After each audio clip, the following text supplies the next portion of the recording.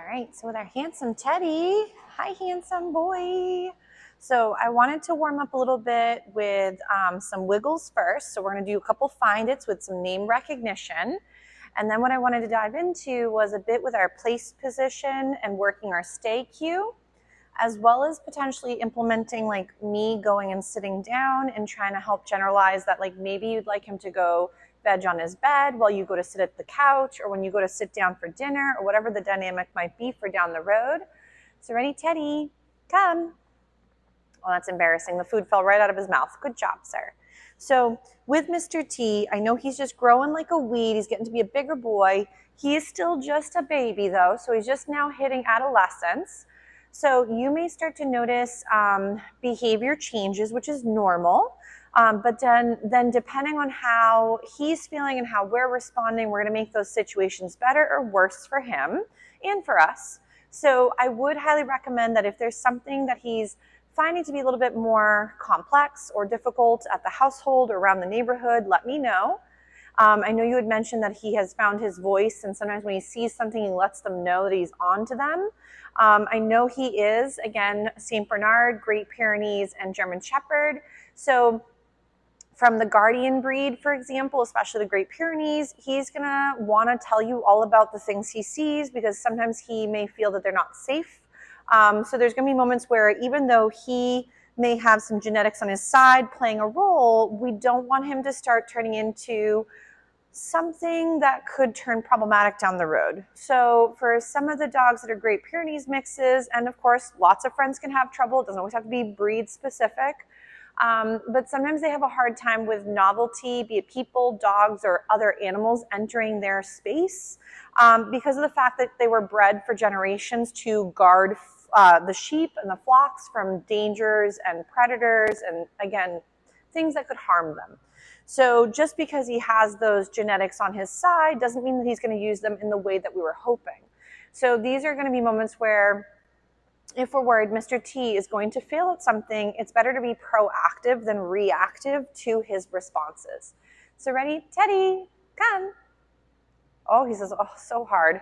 You've dropped all these tidbits and you just don't care. He's like, it's too much work to go get them. So let's say he's been doing a really nice job with some of this name recognition and checking in. So we might go into our bed position. I know I should have grabbed the other one, but this one should work.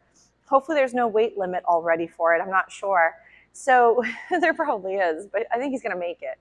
So let's say he's going to work a little bit with his mat. We're going to try and work a bit with this stay. So again, we might tell him to stay, and I'm going to throw in a little bit of movement. If this is really challenging for him in a stationary sitting position, I may instead go ahead and work instead a lying down position. Just make sure, okay, phew, I for a second thought I had forgotten to put my microphone on. Oh, so let's say he breaks, because maybe I should set him up instead. Excuse me, sir, I know. Thank you for your slime. Ready? We might go into our bed. And then we might try again for that lovely down. He's like, or we could wrestle. Ready? Down. Nice, good job. So remember too, guys, so again, I'm going to tell him to stay. Thanks for the extra slime. We are going to have moments where if your puppy becomes overstimulated or overtired, they may end up becoming a little especially mouthy or jumpy. So if you're finding that is happening, I highly recommend that we're still doing mandatory rest periods throughout the day. If he is not comfortable in a crate, some dogs have had negative association with crates, or it's been stressful for them.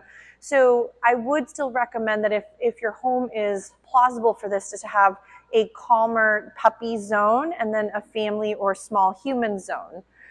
Because we want to make sure that everybody in the household is being set up for great success and not running into troubles with each other. Because as he keeps getting bigger, he won't realize he is that big, but he might still nicely plow into someone or something. So right here, we're just reinforcing Mr. T for being stationary. I'm going to see if I can add a little bit with some distractions now, again, that he's feeling a little bit more comfortable in a down stay position.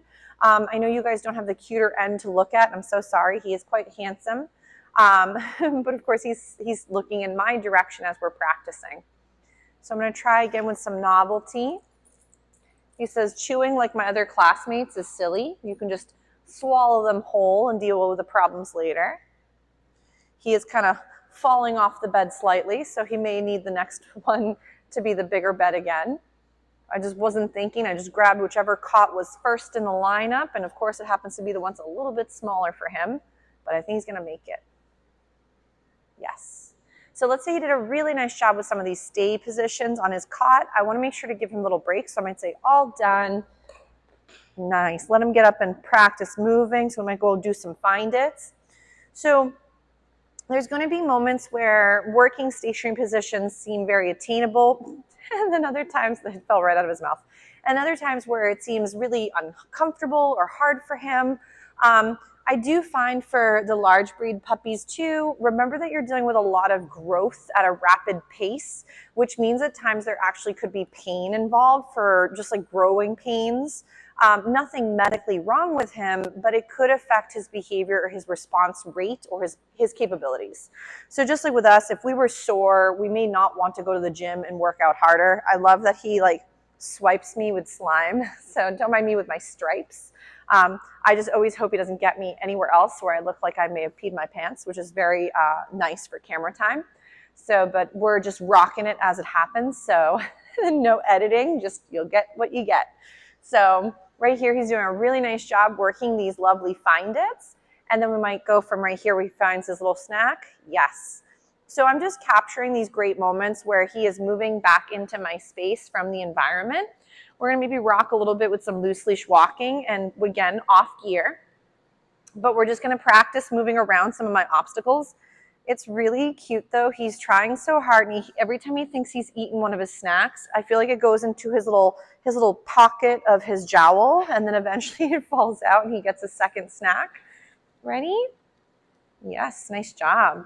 So, but remember, if we can't get loose leash walking with some engagement with no gear in a calm environment, how are we going to rock this out in the real world to the same level? So make sure that sometimes our practice is in a classroom-like environment where he's going to be successful. So we'll do a little find it, let him get distracted, and I'll see if I can get him to come back into my space. Teddy, come.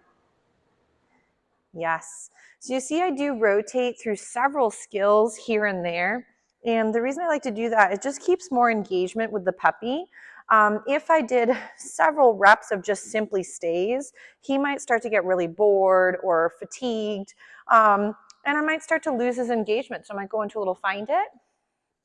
He didn't see that one, so I'll toss another one. There we go. He's doing a nice job. So right here, I might go, Teddy. Oh, hold on, he's getting a drink of water. We'll let him rehydrate real quick. Then his jowls will be extra slimy, but that's all right. There's a reason why I wear pants and not shorts. So, ready? Teddy, come. What a good boy. Such a smart man. Yes, so good. So let's say now I'm going to bring him back to his bed. We're going to see if we can get ready a little bit more with our place position once again. So we're going to get that lovely down. Yes, I'm going to feed him for that lovely starting point. Two, I noticed his little toenails, not bad, but they are getting a little bit long. So if he has a hard time with toe time, I know he's got the little fluffy feet, which can be troublesome for some folks if they're trying to get to the nail, but there's hair in the way. If you're not as comfortable doing toe time, I know some folks will bring their pups to their vet. They might have a groomer that they really like. I would, though, make sure that if your pup has shown signs that they're a little bit apprehensive with handling skills or grooming or vet visits, you really do want to take a peek-see over some of the cooperative care resources that I had sent along.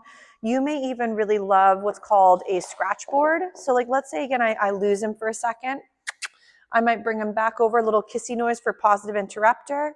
But getting your puppy to feel comfortable doing certain types of handling and grooming is going to be really, really crucial, because as he gets, good job, as he gets bigger, we don't want him to start thinking that if he behaves in a certain way, and he's not doing it to be a jerk or to be bad, but if, let's say, struggling eventually gets you to get away from something and it makes the thing not continue, then that might be something to do. Or it could be also, the bigger I get with my behavior, the sooner they stop touching me, then that starts to become something he'll do again to get a similar feeling of safety. So we do want to really make sure that when we're practicing any of our skills, from behavior to handling to basic obedience, that we're helping the pup become a more responsible and reliable, not responsible, but like more fluid and able to take on these different things. But again, within your puppy's comfort range. So the other thing I was going to mention for his toenails would be to do a scratch board, which could be something that I've tried in a few of the previous videos with some of the other babes, but I do have a video on my Instagram of me working with my puppy at the time, who now is actually 4, and he had just been doing the scratch board. I think it was his 3rd or 4th session, and he was to the point where he was then just scratching on the board, which has sandpaper, and was filing his nails down, with him being the one in charge with taking a break or continuing. So let's say we're going to try for right now. I want to do a little bit with our stay, and I want to implement a little bit with, like, let's say moving. So this could be like me heading towards my dishwasher. Maybe I go and open and close the door, or I do something that's a bit of a distraction. It shouldn't be a startle. So I don't want the dog to like get scared as you're moving around and like dropping things or throwing items. So nothing like that. But we want him to get comfortable with like the weird stuff that we as people might have to do. So, but at his safety range. So again, right here, I'm going to feed him again for holding that stay. Because if, again, he doesn't feel comfortable with certain things, this is where, again, we start to build in some weirdness that is normal for us, but odd for him. So I'm just kind of going and sitting and playing on the chair. Yes, nice job. So if, let's say, for example, you wanted to be able to eventually sit down and have dinner, or sit on the couch and not have the dog bother you, I do normally recommend to give him also a pacifier, in the sense of a chew item or something to play with while on the dog bed. So let's say I'm going to go and try to sit, and then if, let's say, he holds his position, I'm going to go, and of course it's really fun for us too to get up and down, working some squats and some good body practice mobility. So let's say that becomes hard. So then we're going to bring him back. Ready? He's not in trouble, but we're going to reboot him. Ready, Teddy? Bed? We're going to get that little sit. I'm going to ask him for the down. He's like, my brain melted. Here, you can do it on this side so you have more space. Yes. I know, it might be time for the upgrade. So I'm going to tell him to stay.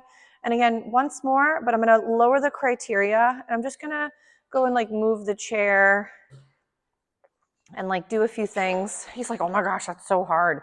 So you'll see that when we implement something novel, your puppy could have a little bit of a challenging moment with it. It doesn't mean that he's trying to be naughty and not listen. It just might mean that when your puppy struggles, he's saying, I don't understand, or this is challenging, or I'm confused, or it's too hard. So the benefit of trying and just working it at a softer venue is it allows your puppy to build the little steps of understanding before you make it too hard. So right here, yes, and feed. It's like time for a little itch. I know I got to fix my pants.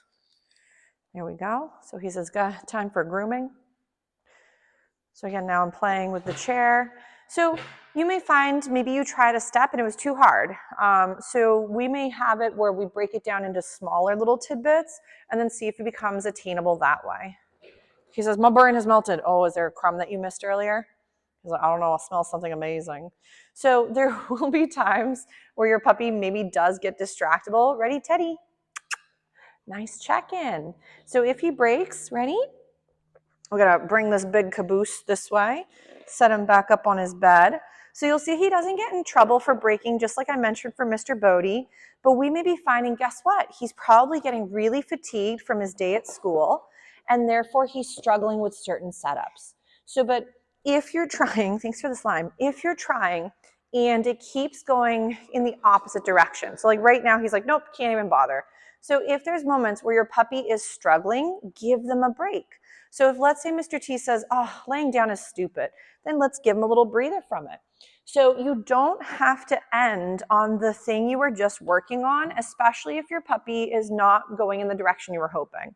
So this doesn't mean that every time you try something, if the puppy is failing, that you just give up, but maybe we're going too fast in the steps and in what we're working on. Mr. T might say, you know what, I'd much rather have a chew item. And he's like, these hooves smell delicious. But maybe what we'll do is we'll give him a little breather and we'll work a few other little skills and we'll take it from there. What a smart man. So here we go. We'll do a little find it, give you a little break, and we'll come back for some more practice.